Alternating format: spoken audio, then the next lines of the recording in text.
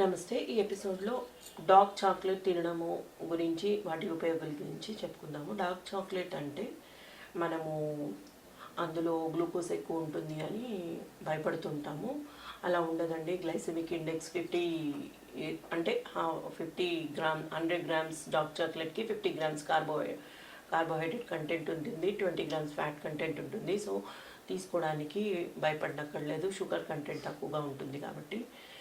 Dark చాక్లెట్లో అతి ముఖ్యమైన antioxidants ఉంటాయి, ఫ్లావినాయిడ్స్, ఫినాయిడ్స్ ఎక్కువ మోతాదులో ఉంటాయి కాబట్టి హార్ట్కి మంచిది. హార్ట్లో ఎండోథీలియం లేయర్ ఉంటుంది లోపల, మరియు అదే టిష్యూ ఐకి కూడా ఐ మజిల్స్కి కూడా కనెక్టెడ్ ఉంటుంది.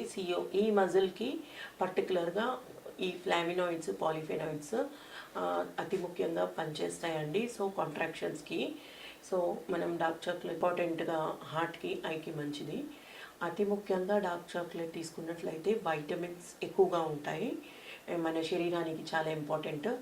మరియు మెగ్నీషియం కూడా చాలా ఇంపార్టెంట్. మెగ్నీషియం మజిల్స్కి,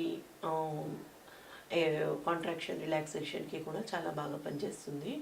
సో కాబట్టి డార్క్ చాక్లెట్ కన్జంప్షన్ మంచిదే, కాకపోతే పర్మిటెడ్ లిమిట్స్లో తీసుకున్నట్లయితే మరీ మంచిది. డార్క్ చాక్లెట్ మైగ్రేన్ ఉన్న వాళ్ళు ఎక్కువ మోతాదులో తీసుకున్నట్లయితే మనకి హెడేక్ నుంచి ఉపశమనం పొందవచ్చు. ధన్యవాదాలు.